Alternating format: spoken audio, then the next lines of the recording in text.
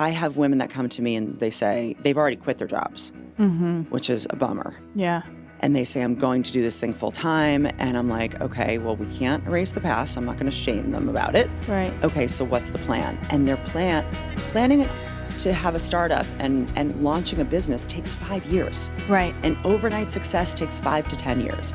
iFundWomen has been in business for 3 years. People are just finding out about us. Right. Right? And so there's a lot of things to unpack around this whole idea of when to start. But I would say start in your spare time. Test your product or service out on people that are not your friends. Yeah. And see if people want to buy it. You have a business when you have a product or a service that people who you do not know well are willing to pay for it. Hello, Working Wife, Happy Life listeners. I'm so excited to be back with another episode. This past week, I had an incredible opportunity to spend some time at NASA. I met so many incredible people, flight directors, real-life astronauts, and so many other critical members of the space team. So not only did I learn a ton about our space program, but I also learned how much this community is focused on supporting their working parents. It was really incredible to see such an institution focus on this critical topic. So it was a once-in-a-lifetime opportunity. I want to send out a huge thank you to my NASA hosts. I also want to send out a thank you to all of our dedicated listeners. We are at over 2,000 downloads in the few weeks that we've been live, which has our team so excited to bring you more. And to that end, a few of you have been reaching out with topic ideas and feedback. We love that and we are listening, so please keep it coming. You can contact us on email at workingwifehappylifepodcast@gmail.com or Instagram at workingwifehappylife. On today's episode, I sit down with the funny, the warm, and the insightful Karen Cahn. Karen is a longtime executive in the tech space. She spent the first half of her illustrious career at several established companies, where her longest stint was at Google, which is where she and I worked together many, many moons ago. See, there's a space theme happening. She is now the CEO and founder of iFundWomen, which is the only crowdfunding platform specifically designed to fund female entrepreneurs. She gives us a ton of insights and advice from her successes and failures as an entrepreneur, as an intrapreneur, as she calls it, within the various companies she's worked at, and some tips on her own personal investment strategies. She is a fierce advocate for women and a complete straight shooter who has walked the walk and lived to tell, and I hope you enjoy my conversation with my powerhouse friend, Karen.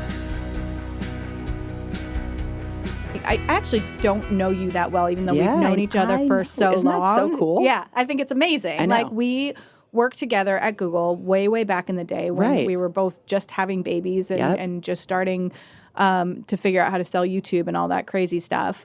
So I feel like we've known each other. We have tons of friends in common. And obviously I've known about your career as you moved on, but we actually don't know each other that intimately, which is why it's like kind of exciting to have this Renaissance friendship come back around. It's so cool. But I do think we have a lot in common in terms of like our drive and our ambition. And like, you know, I often find myself thinking, what is it like to be a woman who is just fulfilled by her job and then comes home and like just sits on the couch? Right? Like, are you able to come home and relax, or are you constantly like in that, like that achievement cycle? That's my biggest problem. And I don't think I don't know if it's achievement more than it's just complete and total passion for what I'm doing. I can't stop thinking about new ideas. I can't stop thinking about new ways to improve processes at iFundWomen. Yeah. I was up last night writing a new playbook for our founder level members because they need different things than our crowdfunders. Yeah. And I constantly have ideas, and I like to activate on them immediately and get them out of my brain and beta test them and throw spaghetti at the wall. Yeah. So it's less about I need to achieve. It's more like I have so many ideas. It's like a channeling.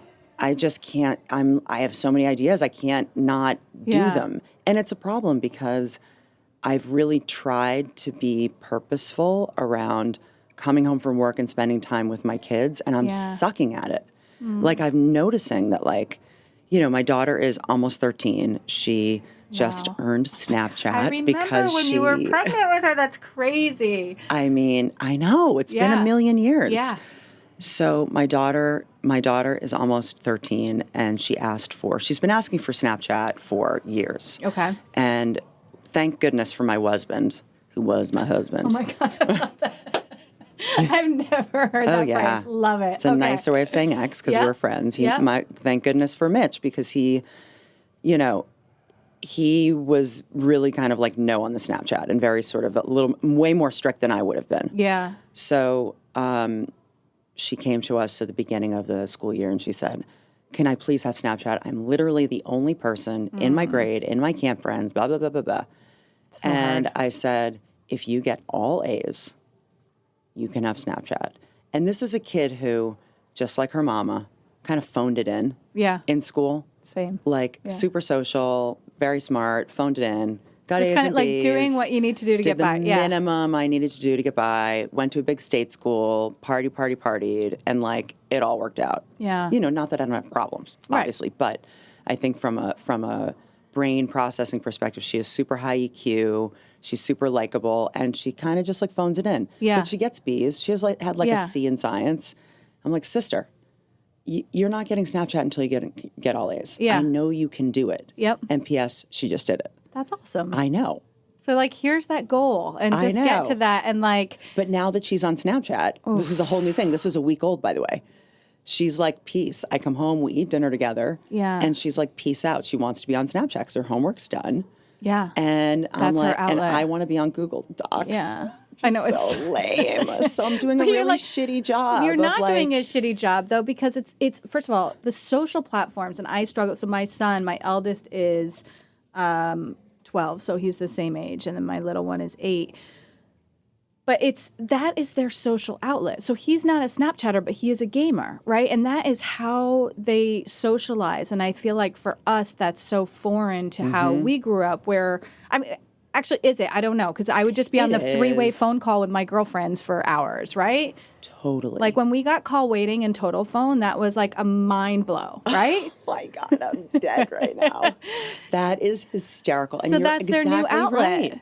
And it's so it is a way of teaching them socialization, but I think as adults we see it as it's a tremendous amount of exposure that they don't yet know how to control. Absolutely. That we don't know how to monitor and protect them against. But they actually have to learn how to navigate this. Yes. Otherwise, they're at a fault in their generation and how they develop. Absolutely. And I think parents at every age are struggling with this. Like, you can see people with their first child, won't touch an iPad until they're 6. And I'm like, well, that's actually a problem, because once they get into first grade, they're actually doing work on Chromebooks. So they need to be able to navigate this. Yep.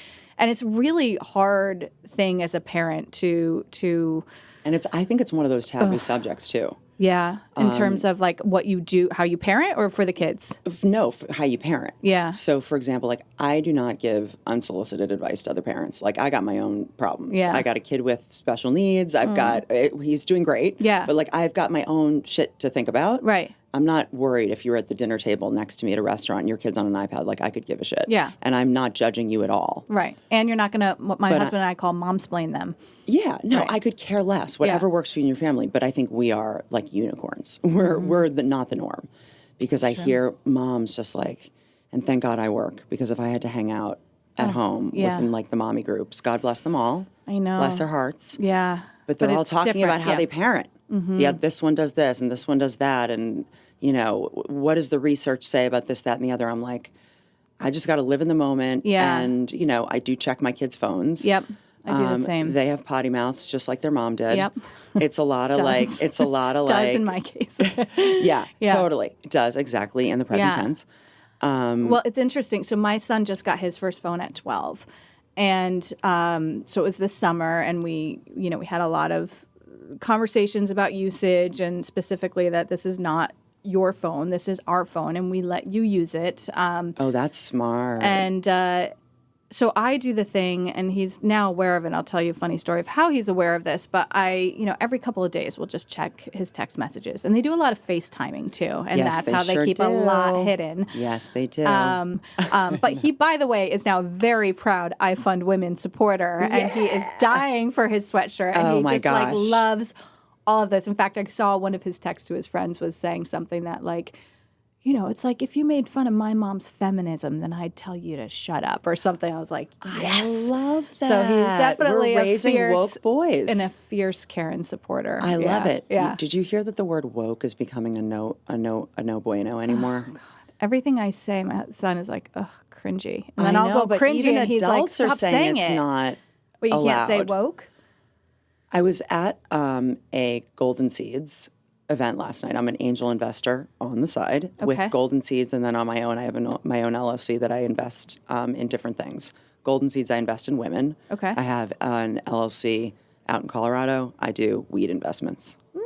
That's an exclusive bit of news that here. Yeah, that is actually, I would love to. That's an exclusive for your podcast. We need to go test some product. 100. Yeah. So what was my point? My point you was were what? talking about. Oh, I was talking to a woman who is African American, and she had brought up the word woke. Yeah. And how everyone's saying there's a lot of talking about wokeness, but not a lot of action. So it's not that the word is out of fashion. Right. And what she said was absolutely right. Yeah. And it was interesting because I'm action. Right. I'm Action Jackson over here. We just launched iFundWomen of Color. Yes, Olivia which is Owens on amazing. my staff, who's a founding team member, a woman of color since she started with us 3 years ago. She was my first hire. Yeah. And my first hire purposefully because what we do at iFundWomen just really quickly is we provide funding access to early stage entrepreneurs. And we're focused in the U.S. We're a global platform, but when we look at the numbers in the U.S., 1,800 new businesses are started by a woman every single day in this country, and 89% of those businesses are started by women of color. So we knew that, research and data going in on our customers. Yep. So when I was hiring my team, I was like, I need to hire people of color. So Right. 60% of our founding team is people of color, are people of color. Yeah. And Olivia was our first. And she's like a wonderkind. She's an incredible marketer. She's an incredible sort of just brain. Her brain works in very, very monetizable ways. Yeah. She's kind of like a mini-me in terms of she could monetize anything. Yep. But more importantly, we were looking at our customers' makeup and our segment customers. And I was like, we have to have coaches and mentors that look like you, that speak your language. Yep. We have a lot of Hispanic entrepreneurs, Latinx entrepreneurs.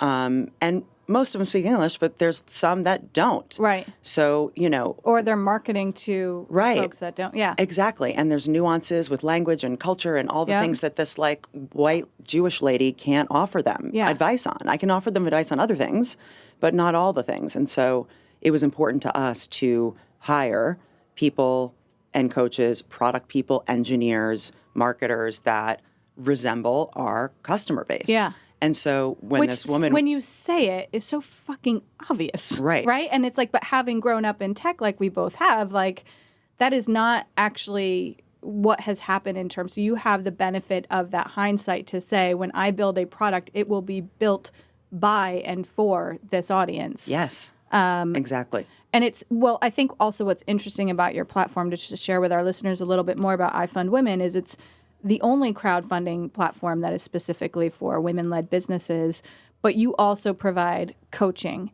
You provide production services, which these are things that when you're launching a brand, the success is not just in the money, it's how you use it. So not only providing those resources, but showing people that these are the things you need to focus on in order to be successful. Absolutely. It's kind of that extra element of launch that I think a lot of people will take for granted, or will take the money and filter it into the things that are not actually going to prove successful. No question about it. And the capital piece is crowdfunding and grants, and that's a big piece. Grants are great because it's free money, and we now have lots of brands that are just funneling grant money to iFundWomen, to our entrepreneurs directly. So it's a great benefit for any of you listening and who are deciding, should I crowdfund, should I not? My email is Karen@iFundWomen.com. I'm going to pull an Ariana Huffington. Do it. And just seriously, email me and I'll talk you through it. But before we recommend you crowdfund. We recommend you go through the coaching program. And the first thing we have people do is hone their pitch. Yeah. You need to be able to, at a cocktail party, at the grocery store, wherever, be able to very succinctly say what you do, what your company is. Then from there, it's what problem are you solving? Yeah. Why are you uniquely qualified to solve the problem? How are you going to do it? How big is the market size? How much are you raising if you're raising capital? Yeah. How much you're raising, what are you going to do with the proceeds? Those are just basics you need to know before you even start. Yeah. And then from there, you go into your brand. So you can't see this, listeners, but I'm visualizing my multi-tab. Yeah. Your founder's storyboard playbook. of Well, Yeah. it's what you're saying, and just to interject is because I want to go through the rest of the story, but what I've found when I've worked with coaches, so I do a lot of speaking engagements, Yeah. and I work with a speaker coach, and it's really fucking hard, right? You get in that room and you have that moment of like, I'm not going to do this. This is a waste of my time. This is a waste of my money. This is a waste of my energy. This woman doesn't get me. She doesn't know what I'm supposed to be doing. And you really resist and fight through it. And you throw your hands up. And that's what makes you stronger. Absolutely. And I feel like that is where people need to realize that they have the fight in them. And you have to invest in yourself. Yes. People throw that around all the time, and it's a very privileged thing to say, invest in yourself. But for $99, and again, I'm not like trying to sell your audience here. No. But you're putting But for price to it. $99, you can have a founder plan at iFundWomen, which will give you a private coach and the tools to do this. So it doesn't have to be a huge investment, And P.S., your speech at the Women's March was fucking flawless. Oh, thank you. It was. But it speaks It was to one this of the best coach. speeches. But exactly. Yeah. You put in the work, and look what the output was. Yeah. An unbelievable speech. Right. That is going to be a piece of media, a thing that you're going to have for you for the rest of your life. I have the chills. That was like the best, the Women's March. It really was. Oh my God. Can we, I want to get back to the storyboard, but can we talk about that for a second? I'm dying. I would love to know. So for those of you that don't know, iFundWomen actually funded all of the contributions to the New York City Women's March for 2020. Which is sad but true. Sad but true, but also they pulled it off. amazing. Amazing. And that you, I would love to hear how this came to be for you, because I feel like there's such a beautiful environment of women lifting each other up. And I feel like when you see media and you see even the way they pit Kate Middleton against Meghan Markle, it's like the way that we are portrayed as there's so much vitriol, that is not at all what I experienced. Now, I have experienced it. I've seen it in very minute pockets, and I will tell you those are not the people that succeed. Absolutely. But everyone else is here to lift each other, and I feel like we have such an amazing community. So I'd love to share with our listeners the story that you shared with me, how that came to be and how we you executed on that. So it's very interesting. So I've never really lived in the grassroots. I don't view the Women's March as political at all. Some people do, I don't. But I've never been in sort of this grassroots area, nonprofit sort of like movement. I've always been in corporate tech, right? And so it was astounding to me that in the third week of December, I will never forget this. I took a vacation for the first time all year. I went to Mexico with my kids. I'm on the beach, and I get a text from Olivia who said, I'm on the Slack. We have a Slack network for all of our entrepreneurs. There's thousands of them on there. I'm on Slack, and the new head of the New York City Women's March, her name is Lisa Malika. She's amazing. She's head of product at Thrive. Oh, great. Yep. She's slacking anyone she can get a hold of to get a hold of you to see if you want to be involved in the Women's March. And I was like, of course. So, get off the beach, dry off. Grab another cocktail. I call her up. I was waiting for that moment. Yeah, I'm half 3 sheets to the wind. So I'm like, sure. I'm Best saying time yes to do to business, everything, whatever. So I'm like, what do you need? And she's like, we need you to sponsor. I'm like, how much? She's like, $50,000. And I'm a seed stage startup. Like, we don't have that marketing. Right. I'm like, I can't sponsor, but we have a crowdfunding platform, and we have lots of women and men, by the way, who will want to support this. So I will crowdfund for you personally to get you to your $50K, which allows them to get their permits, put up the stage, book speakers, all the logistics, security, all that stuff. And we did it. And what you're talking about is women lifting each other up. What I love so much about what I do at iFundWomen is it really, you can lift someone else up with $10 or $20 or whatever it is that you can afford, and a social share. Yeah. And I say that all the time, and people think I'm bullshitting, but I'm not. Right. That's the beauty of crowdfunding. Right. It's you can support your friend's cause or their business or their startup or their dream, or in this case, the Women's March, whatever it is, for pennies. Yeah. And it's not like you're investing thousands of dollars, and it's a huge decision. And it really feels good to support your friends and to support their startups or to support the Women's March. Something that you believe in, right? Absolutely. So I think if there's anything that makes me so proud is to see, like, we now have almost 75,000 individuals who have transacted through the platform. That's amazing. Who have paid it forward. And this is in 3 years? Less than 3, yeah. That's insane. It's going to be bigger. Yeah. I need it to be more. I want more. Well, you've got so many ideas. Yeah. More. Yeah. That it's really interesting when you hear about so talking about entrepreneurship for a bit, because when we met and we worked together, even though it was early days Google, it was still a very well-established company, right? Yep. They had we had our good healthcare, we had our 401k match, we had all of that stuff. So very kind of fun and scrappy times, but also cushiony, right? Yes. Well said. And you then moved to AOL, which is a different sort of business. And that at Google, I feel like we were still, certainly still are, but definitely in that stage in our business and in media sales, we're still building a lot, right? And then AOL was more in a case of like, all right, we've built, now where do we go? How do we rebrand, those types of things? Yeah. I'm trying to like summarize your that career was like, experiences. to summarize. So 10 years at Google, first 6 years on search. That was scrappy as fuck. Literally, we were handwriting contracts. We were selling against Yahoo banners. It was a reservation-based inventory. It was before AdWords. Yeah. I mean, That's crazy. That's a whole other podcast. Yeah. I mean, and actually, I want to do a video. I want to write a screenplay, and we need to talk about this Oh my after. God, totally. About like what it was really like, and I think it's fascinating. But so spent 10 years at Google. Tim went to AOL a year before, and he was asking me to come over. He's like, "Come over. We're buying Huffington Post. We're buying 5 Min, which was the pipes. Yeah. We're rebranding." I was like, "Oh my God, how am I going to wear the AOL shirt?" That was my big decision, because wearing the Google shirt, There's so much I pride. still wear the Google shirt. Yeah, yeah. Somebody introduced me at a panel about a month ago, and they were like, "Karen Cahn, founder of iFundWomen, formerly of AOL," and I was pissed. I was so mad. Like, I want to erase that last 4 seconds of my life, please. Literally, I had to check myself. I was like, and when I got on stage, I couldn't help it. I'm like, I'm actually from Google, but that's okay. Yeah. So anyway, I had a hard time wearing the shirt, so it took me a minute to decide. I didn't go over with like the first batch of people.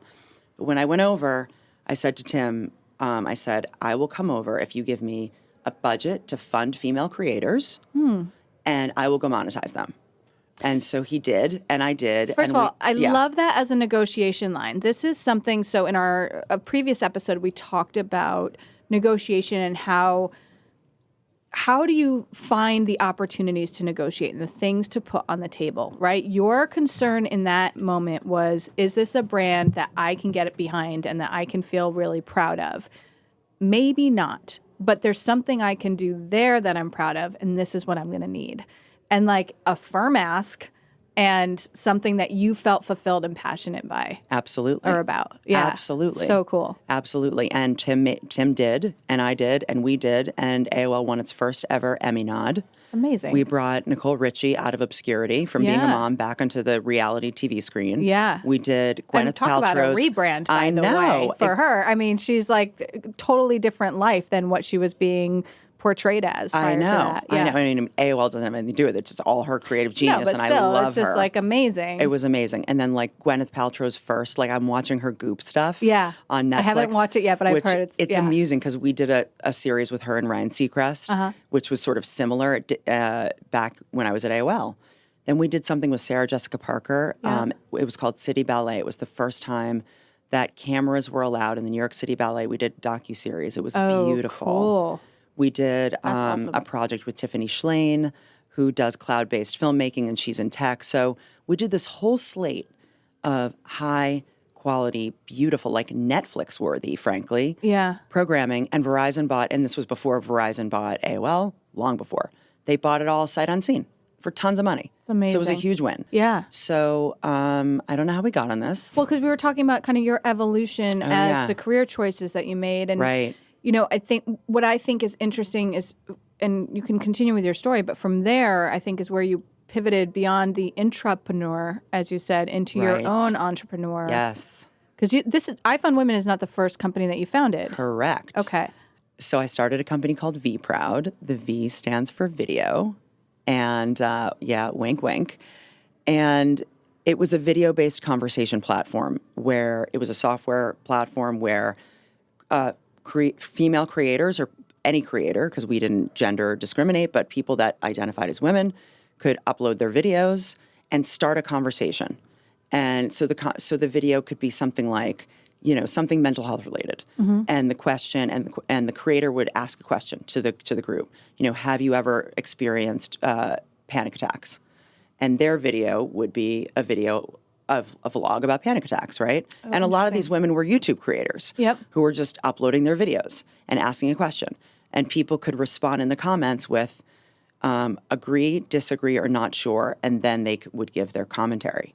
So, and all the comments were color coded. So green was agree, red was disagree, and yellow was I'm not sure.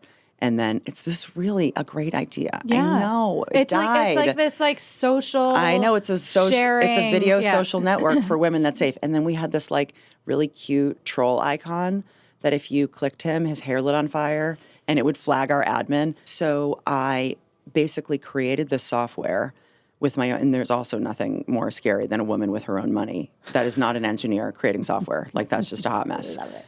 And so I was like, I want to make this thing. I'm assuming everybody else wants to make this thing. I did no market research. This is a salesperson for you. Yeah. I did no market research. I, spent a lot of my own money, toiled away, hired developers, and made this software. And it was expensive, but I was still like, okay, this is exciting. We put it out to market, and it was crickets. Because I was naive enough also to think, you think that you're gonna put something up and millions of people are just gonna come. Right. I was living in Field of Dreams since I'm 24. Right. I didn't know anything like different. Everything was like golden and up and to the right. And I literally didn't know anything different. We were sold out of stuff. We had to make things up to sell. Right. So I thought when I put up this media platform that it would just be Field of Dreams. Yeah. So I had to start buying traffic, which is the shittiest feeling in the world. Yeah. And, we were running out of money. So we slogged away. Out of your money. Well, yes. Right. Running like out of my your money. I own was investments. I was like, I am not putting any more money in this. We did have revenue. So the revenue we made was we made videos for brands. Just to pay the bills, essentially. Yeah. And so we were running out of money. 2 years in, as a Hail Mary to save the company, we did a Kickstarter.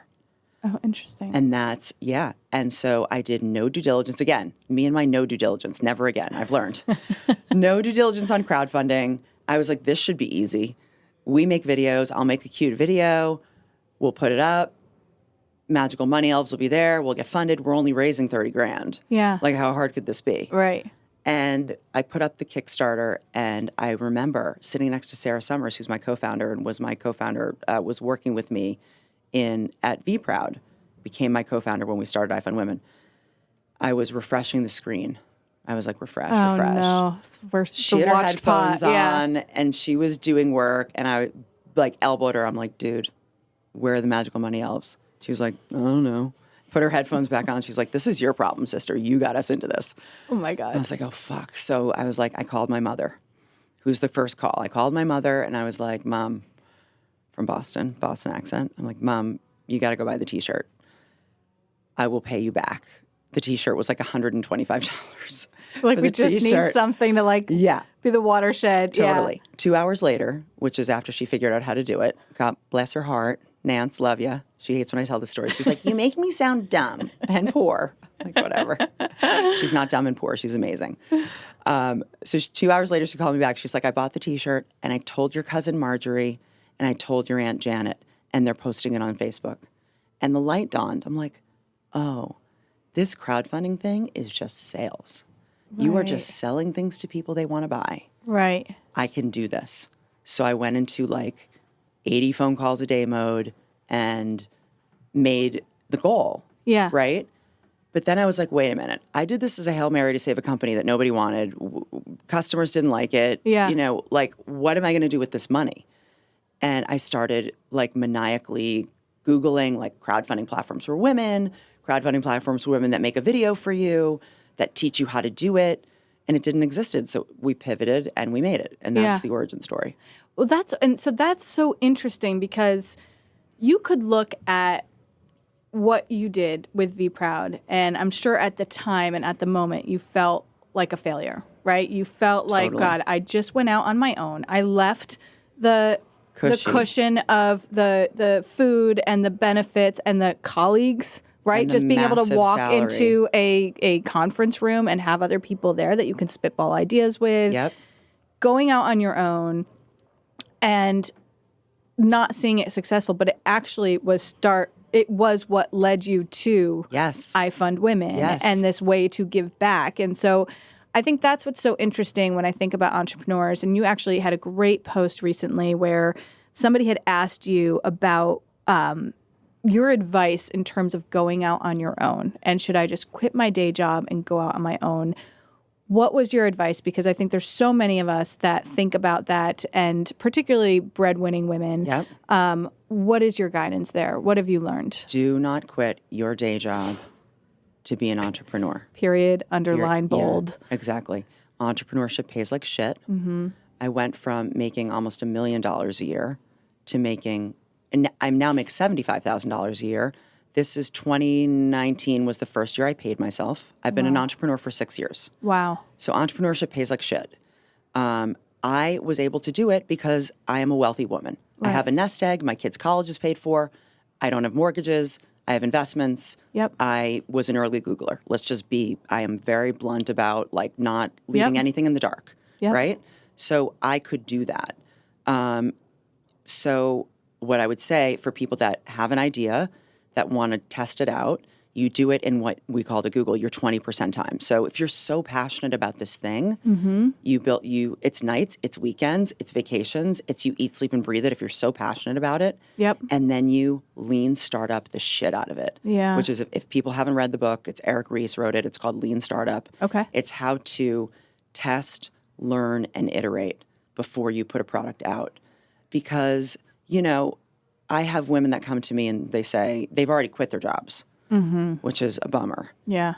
And they say, I'm going to do this thing full time. And I'm like, okay, well, we can't erase the past. I'm not going to shame them about it. Right. Okay, so what's the plan? And their planning to have a startup and launching a business takes 5 years. Right. And overnight success takes 5 to 10 years. iFundWomen has been in business for 3 years. People are just finding out about us. Right. Right? And so there's a lot of things to unpack around this whole idea of when to start, but I would say start in your spare time, test your product or service out on people that are not your friends, and see if people want to buy it. You have a business when you have a product or a service that people who you do not know well are willing to pay for it. Right. And at that point that you know, okay, this stranger is willing to pay for my product or service, I wonder how many more strangers are willing to pay for it. Yeah, then you got to get out of your like strangers. Self-fulfilling bubble of it can't be your the besties. Positive feedback. Yeah, it can't be your besties. It has to be strangers. Yeah, right. You can like test your like crappy MVP on your friends and see if they use it, minimum viable product or prototype or whatever. Yeah. But then once you're out of prototyping, which again, prototyping can take years. Right. And it's expensive. Right. You're not making any money. Right. So don't quit your day job while you're prototyping. Whether you're making jewelry, whether you're making an app, whatever it is. Right. So you're prototyping, then if that's successful, you're going into beta testing. And if the beta test from strangers is successful, then you have a thing that people want, but you still don't have revenue. Right. For the most part, unless you're selling a physical product. So don't quit your job until you are making enough money to sustain you and your family. Yeah. I mean, that's the best advice, and that can take years. It can take years, and it's also What I think too is that it's not always like you have a great idea. It's the timing, it's the platform, it's the competition, it's the market, it's all of these other factors the marketing, that go it's into the brand. it. Yeah. And I think when you talk about, you know, the time that it takes, and we talked earlier on in our conversation about this passion and this drive, like I can't stop even if I wanted to. So I took a couple weeks off at the end of the year, and I literally... How'd that go for you? It was awesome. I swear to God, there was like 3 days that I didn't even put a bra on. Like, I'm not sure if I even brushed my teeth. I was just like, Well, that I can down. get behind, but what are you doing with yourself? Well, literally sitting on the couch watching like shit TV. And every time my husband came into the living room, he's like, "What are you watching?" I'm like, "Go away." Oh my God. But it was amazing. And How did you do that? I want to be able to do that. I'm not very How? good at it, but I got good at it for like, of the 3 weeks I took off, I got good at it for like 3 days, and that was enough for me. And there's the punchline, ladies and gentlemen. Yeah. It's not a 3-week sabbatical. It's like it's a 2.5 week neurosis and then 3 days of a sabbatical. But you have to find enough cushion to be able to get into it for those moments. Oh, interesting. And I have to say, I came back, and I want to say it was like January 4th.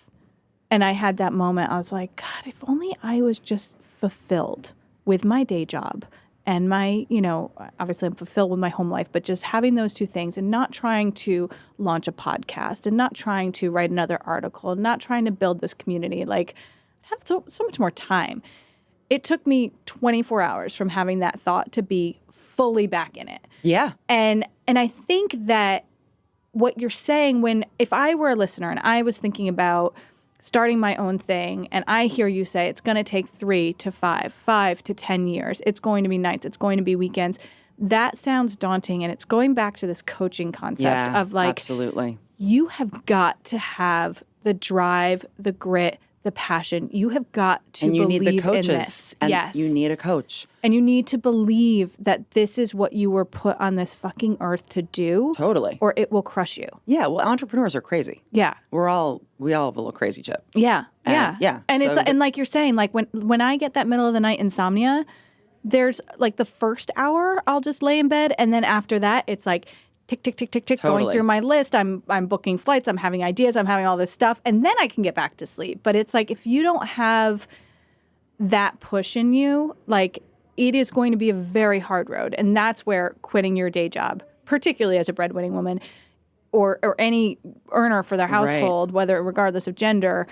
And I think there's also this sheen of, like you were saying, the overnight success takes 5 to 10 years. Right, It's but like people don't think see it's that. like, oh, I'm going to have this great idea, and all of a sudden I'm going to be a fucking billionaire, and I'm going to be on that's entrepreneurship porn. Right. And we really advise against that. Looking at entrepreneurship porn. So like, you know, it's so amazing to see, you know, like Audrey Gelman pregnant on the cover of Inc. magazine was so beautiful. Yeah. And The Wing is such a huge success. I'm a member. I love, love, love The Wing. Audrey's been working her fucking ass off for years in this city to get to this place. Grit, grit, grit, grit, grit. Yeah. And now she's made it. But it's been, it's been years and years and years. Right. But you see the end, and you're like, oh, I can do that. Totally. And now you have everybody being like, I'm going to start a co-working space. Yeah. That's like literally the number one thing on iFundWomen. Everyone's starting a co-working space. Yes. Yes. And they're successful. Yeah. Well, for right now. I mean, there's also these moment in time things that I want them to be successful it's a trend. on your platform. I want them. I want female founders and all founders to be successful. Well, I think the key insight is women want to be together.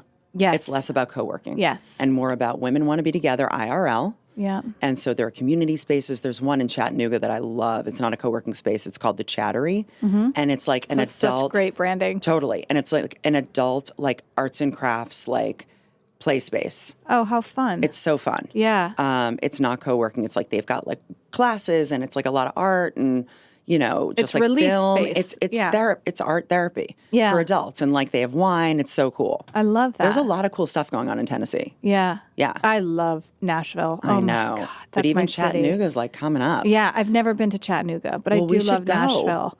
And I love ribs, as we've discussed. I know. I love ribs too. I love all the meats. I do too. It's really bad. It's my worst downfall. I'm like plant-based my ass. I know. My You husband and I is would do mostly so plant-based, well. and it's painful. We'll Well, have like 3 maybe- different dinners. I do have a business idea, but I don't want to say it on air. But Yeah, maybe you okay. want to be involved with If it's meat-based, I'm in. It's meat-based and it does involve being in Tennessee. Can I ask you one final question? Yes. That's not meat-based or tendency-based, but I'm super intrigued. When you are making your own investments, because you and I kind of rekindled our relationship down this path, what are some of the key things you think about? So for those that are either coming to your site and thinking about investing for some of the folks that are funding, or they're talking about angel investments in their own portfolio, do you have a list of questions you go through? Do you have a couple guiding principles? Yeah. What are some of your tips? I have a personal investment thesis worksheet that I'm happy to send to you that you can share with your community for free. Amazing. Yeah. Oh my God, that's amazing. Yep. Can you give me like a I'll give you 5-second soundbite? Basically, it's number one is, what is the problem that you want to see solved in the world? And it doesn't have to be a do-goodery thing. I'll give you one of mine. I want delivery Botox to my house. That's one of the things. Just so let's open just my use door, that one. put it in, and close my door. You will come into my home. You can come into my bathroom. Ding, Do it ding, up. ding. Yep. Bye-bye. That's the problem I want to see solved. Then it's who is working on solving this problem. So that's like the research into founders. It's like, Crunchbase and Google, and it's like, who's working on solving this problem? Is this problem easily solvable or not? In this case, it's not, because I think you have to like administer it in a doctor's office. I don't know, but lots of liability. And, So those are kind of the things. So like another problem I want solved is obviously more funding for women. So that's the problem we wanted solved for iFundWomen.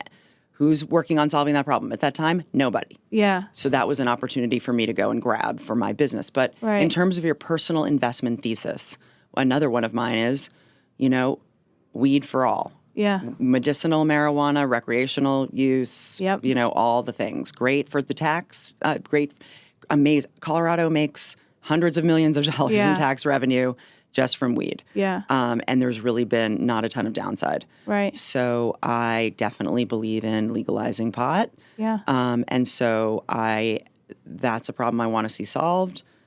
Who's working on it? Tons of people. Right. And then it's the due diligence of like, who's working on it in a way that I feel good about? Like, where do I want to be involved in this massive cannabis industry? Yes, exactly. And then, you kind of break it down from there. So it's I love that. I love the guiding principles. I love, I think some of us get approached often for investments, and it's really hard you can love a product. Like, I will pay $50 for that product. That doesn't mean I'm going to invest in thinking that you're going to solve all of these things. So it's not necessarily product, it's timing. But for women, it's actually interesting you say that. Women tend to invest in stocks. Well, this kind of goes to the stock market. There's this company called Gold Beans, and I think they're still around. They had a really interesting way of looking at how women invest, which is you look at your credit card statement and invest in like the S&P 500. So you look at your credit card statement. Where are you spending your money? Walmart, Target, Whole Foods, whatever it is, Amazon, like so much Amazon. But women will invest in stocks if they're using the product. Yeah, I get that. Which is actually really interesting. I get that. Yeah. I mean, I think that part makes sense. You just feel that connection to the brand too. Yeah. But that's hard with early. That's hard with angel investing. Because like, for example, I'll use the Wing again. Had I been a Wing member and had the opportunity, like some of our friends thank you for investing in iFundWomen, by the way. My pleasure. And there's plenty of women on our cap table who are first check-in for the Wing. They're angels who had access to their first pop-up space. And so it's rare where you get access to a product that you're going to love at the angel level. At that stage. That's harder. That's interesting. Yep. Yeah, and that's where the market research really comes into the diligence play. Yeah. Absolutely. Listen, this was so fun. We could talk for hours. I cannot wait to eat meat in Tennessee with you. Oh my God, we're doing it. And we can have vegetables with the meat. Yeah, I'm totally cool with side. like It's a something side on the moment. side. Yeah. I mean, I got my collard greens with my ribs last night. So I'm very balanced. This was awesome. Thank you for making the time. And check out iFundWomen. There's so much wonderful things going on there. So thanks, everyone. Thank you so much for tuning in for our conversation in Newsstand Studios at Rock Center. Lots more to come every Tuesday, so head on over to iTunes, Google Podcasts, Spotify, wherever you get your podcasts, and subscribe so you don't miss anything. Please feel free to leave us a review to give us some direct feedback and also to help get the podcast in front of more eyes and ears. We really appreciate your support. Until next time.